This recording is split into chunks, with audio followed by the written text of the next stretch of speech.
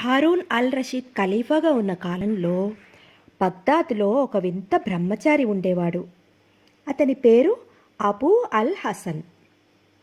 అతను తన తల్లితో ఏకాంత జీవితం జీవిస్తూ ఉండేవాడు. ఇరుగు పొరుగు వారెవరిని పలకరించేవాడు కాడు. పరదేశీలను తప్ప తన ఇంటికి భోజనానికి ఆహ్వానించేవాడు కాడు.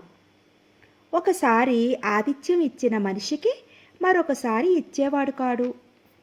అబూ ప్రతి సాయంకాలము నగరం చివర నది మీద ఉన్న వంతెన వద్దకు వెళ్ళి కాపు వేసేవాడు. పరదేశీ ఎవరైనా కనిపిస్తే అతనికి ఎదురుగా నవ్వుతూ వెళ్ళి, ఈ రాత్రి తమరు మా ఇంట బస చేసి నా ఆతిథ్యం స్వీకరించాలని మనవి అనేవాడు. ఆ తరువాత అతిథిని తన ఇంటికి తీసుకుపోయి రాజోపచారాలు జరిపి మృష్టాన్న భోజనం పెట్టి పడుకోబెట్టేవాడు. మర్నాడు అతిథిని సాగనంపుతూ, అయ్యా, తమరికి బగ్దాద్లో ఎరిగిన ముఖం అంటూ లేనప్పుడు ఆతిథ్యం ఇచ్చాను. దేవుడి కొడుకుకైనా సరే నా ఆతిథ్యం రెండవసారి లభించదు. కనుక మీ దారి మీది, నా దారి నాది. బగ్దాద్ వీధులలో పొరపాటున మనం కలుసుకోవటం జరిగినా నేను తమరిని గుర్తించి పలకరించబోను. తమరు కూడా దయ ఉంచి నన్ను పలకరించవద్దు అని చెప్పేవాడు. ఒకనాడు సూర్యాస్తమయం వేళ అబూ వంతెన వద్ద నిలబడి ఉండగా ధనికుడైన మోసుల్ వర్తకుడిలాగా కనిపిస్తూ ఒక వ్యక్తి అతని వైపుకు వచ్చాడు. ఆ వర్తకుడి వెనుకగా ఒక ఆజానుబాహుడైన బానిస ఉన్నాడు. ఆయన ఖలీఫా హారూన్ అల్ రషీదే. ఆయన ఆ విధంగా మారువేషం వేసుకుని నెలకొకసారి నగరం పరీక్షిస్తాడు. ఈ సంగతి తెలియని అబూ ఖలీఫాను సమీపించి, ఈ రాత్రి తమరు ఇంటికి దయచేసి నా ఆతిథ్యం స్వీకరించాలని ప్రార్థన అన్నాడు. ఖలీఫా మొహమాట పడ్డట్టు కనిపించి చివరకు సరేనన్నాడు. అబూ తల్లి రుచిరుచిగా రకరకాల వంటకాలు చేసి ఇద్దరికి భోజనం పెట్టింది. భోజనాలయ్యాక అబూ పానీయాలు తెచ్చి అతిథి ముందు పెట్టాడు. సంభాషణ మధ్య అబూ తన కథను అతిథికి ఈ విధంగా తెలిపాడు. నా పేరు అబూ అల్ హసన్. మా తండ్రి వర్తకుడు. ఆయన నన్ను చాలా కట్టుదిట్టాలతో పెంచడం చేత ఆయన పోగానే నాకు విచ్చలవిడిగా ఆనందించబుద్ధి అయింది. ఆ పని ప్రారంభించక పూర్వం ఒక్క జాగ్రత్త మాత్రం తీసుకున్నాను. నా ఆస్తిలో సగం స్థిరాస్తి రూపంలో ఉండనిచ్చి మిగిలిన నగదుగా మార్చాను. ఇష్టులైన స్నేహితులను అనేక మందిని చేరదీసి తింటూ తాగుతూ విహారాలు చేస్తూ నగదంతా కొద్ది కాలంలోనే ఖర్చు చేసేశాను. డబ్బు అయిపోగానే నా ప్రాణమిత్రులు అనుకున్న వారంతా అదృశ్యులైపోయారు. నాకై నేను వారిని వెతుక్కుంటూ పోయినా వారి దర్శనం లభించింది కాదు. స్నేహం ఎలాంటిదో నాకు బోధపడింది. ఇక ఎన్నటికీ ఎరిగిన స్నేహితులను చేరదీయనని శపథం పట్టాను. కానీ స్నేహితం మీద మాత్రం మమకారం పోలేదు. అందుచేత రోజూ ఈ విధంగా అపరిచితుల స్నేహం సంపాదించుకుంటూ ఉంటాను. ఎవరితోనైనా ఒక్కరోజే స్నేహం చేస్తాను. ఆ స్నేహం విషమించటానికి అవకాశం ఇవ్వను. అందుచేత రేపు తెల్లవారగానే తమకు నేను వీడ్కోలు చెప్పేస్తాను. తిరిగి మనం కలుసుకున్నా నేను మీకు వేసి చూడను. ఇందుకు మీరేమీ అపోహ పడవద్దు. అబూ చెప్పిన ఆ మాటలు విని ఖలీఫా ఇలా అన్నాడు. మీ ప్రవర్తన నాకు సమంజసంగానే కనపడుతున్నది. ఆస్తిలో సగం మిగిల్చి ఉంచుకోవటం మీ జాగ్రత్తను సూచిస్తోంది.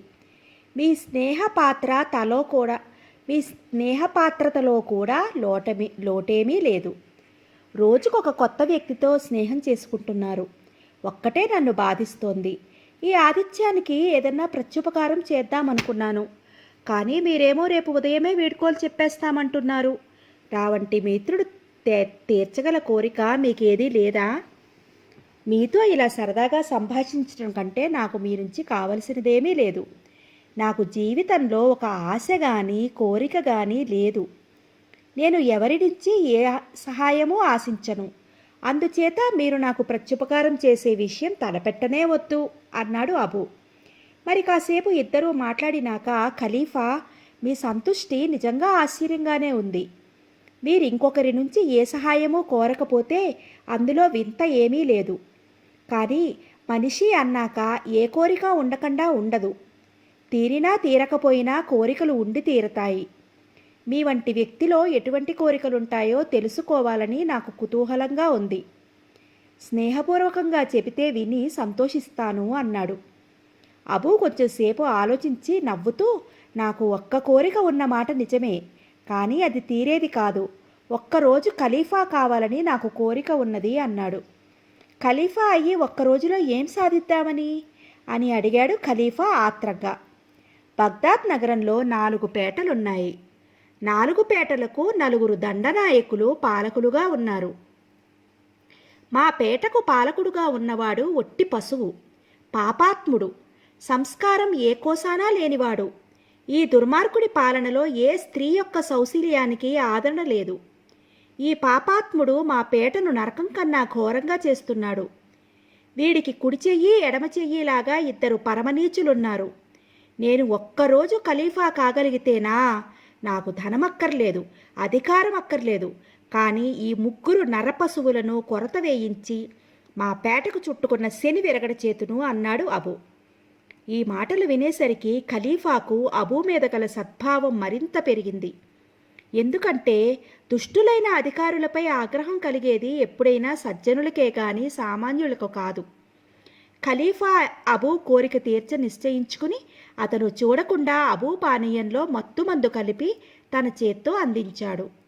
అది తాగుతూనే అబూ అల్ హసన్ స్పృహ తప్పి పడిపోయాడు.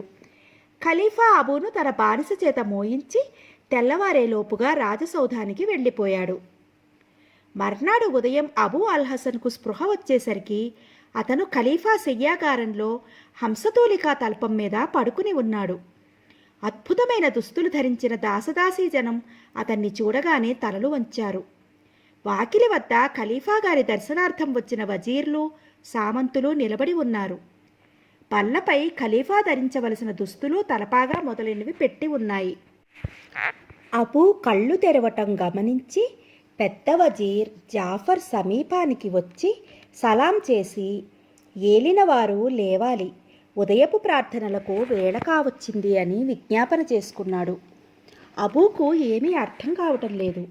భ్రమపడుతున్నానేమోనని కళ్ళు నులుముకున్నాడు. కానీ కంటి ఎదుట ఉన్న దృశ్యం మాయం కాలేదు. కలకంటున్నానేమోనని చెయ్యి గట్టిగా గిల్లుకున్నాడు. అబూకు ఏదో భయం పట్టుకుంది. అతను పక్కకు ఒత్తిగిలి పడుకుని మళ్ళీ కళ్ళు మూసుకున్నాడు. అతనికి కొద్ది నిద్ర పట్టి మళ్ళా మెలకు వచ్చింది. కళ్ళు తెరిచి చూసేసరికి మళ్ళీ అదే దృశ్యం కనిపించింది. ఈసారి ఖలీఫాకు వేత్రధారి అయిన మస్రూర్ అతనికి సమీపానికి వచ్చి, ప్రార్థనల సమయం మించిపోయింది, ఏలినవారు దివాణానికి వెళ్ళవలసిన సమయం ఆసన్నమైంది అని విన్నవించుకున్నాడు. అబూ చిరాకు పడుతూ, నిజం చెప్పు, నువ్వెవరవు, నేనెవణ్ణి అని అడిగాడు. ఏలినవారు ఖలీఫా హారూన్ అల్ రషీద్, ఆస్తికుల పాలిట ధర్మప్రభువులు. ఈ అనామకుడు తమ సేవకు అర్హుడు కాని వేత్రహస్తుడు మస్రూర్ అన్నాడు. మస్రూర్ సవినయంగా, అబద్ధం, పచ్చి అబద్ధం అంటూ అబూ ఒక బానిసను చేరపిలిచి, నేనెవరో నీకు తెలుసా అని అడిగాడు. మా ఏలిక ఖలీఫా హారూన్ అల్ రషీద్ అని జవాబు వచ్చింది. అబూ అల్ హసన్ పక్క మీద వెల్లకిలా పడి కాళ్ళు గాలిలోకి ఎగరవేస్తూ వెర్రిగా నవ్వసాగాడు. ఆ ఉన్మాదం కాస్త తగ్గాక పరిచారికలు వచ్చి అతనికి రాజరికపు దుస్తులు తొడిగారు. కాలకృత్యాలు అయ్యాక అబూ పరివార సమేతుడై దివాణానికి బయలుదేరాడు. నేను అబూ అల్ హసన్ కాకుండా ఖలీఫా హారూన్ అల్ రషీద్ను ఎట్లా అయ్యాను అని అతని మనసు ఆశ్చర్యపడుతూనే ఉంది. కానీ ఆ సందేహం తీరనే లేదు. అబూను సింహాసనం ఎక్కించారు. పెద్ద వజీర్ జాఫర్ కొన్ని కాగితాలు తెచ్చి అతని ముందు పెట్టాడు. అబూ వాటన్నిటినీ చూసి తెలివి అయిన నిర్ణయాలే ఇచ్చాడు. అతని చాటున ఉండి గమనిస్తున్న ఖలీఫా అతని తెలివికి చాలా సంతోషించాడు. ఆ కార్యక్రమం పూర్తి కాగానే కొత్వాలు అహ్మద్ ముందుకు వచ్చి అబూకు సలాం చేసి, ఇవాళ ఏలిన వారి ఆజ్ఞలేమిటి అని అడిగాడు. అబూ ఈ విధంగా చెప్పాడు. కొత్వాల్ అహ్మద్, ఫలానీ పేటకు పాలకుడిగా ఫలానీ దండనాయకుడు ఉన్నాడు. వాడికి భుజాలలాగా మరి ఇద్దరు నీచులు వాడి వెంటే ఉంటారు.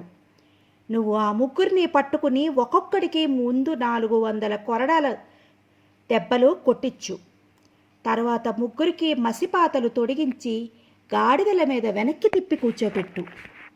వారిని 4 పేటలు ఊరేగించి జనమంతా వినేటట్లు స్త్రీలను అవమానించే వారికి ఇదే శిక్ష, పెద్ద మనుషులను గురించి నీచంగా మాట్లాడేవారికి ఇదే శిక్ష అని చాటింపు వేయించు. ఆ తరువాత ముగ్గురిని బహిరంగంగా కొరత వేయించు. వెళ్ళు. ఈ ఒక్కరోజు కొత్త ఖలీఫా ఏమి ఉత్తర్వులిచ్చినా శిరసావహించవలసినదిగా అహ్మద్కు హెచ్చరిక జరిగి ఉన్నది. అందుచేత అతను 10 మంది భటులను వెంట పెట్టుకుని అప్పుడే బయలుదేరాడు.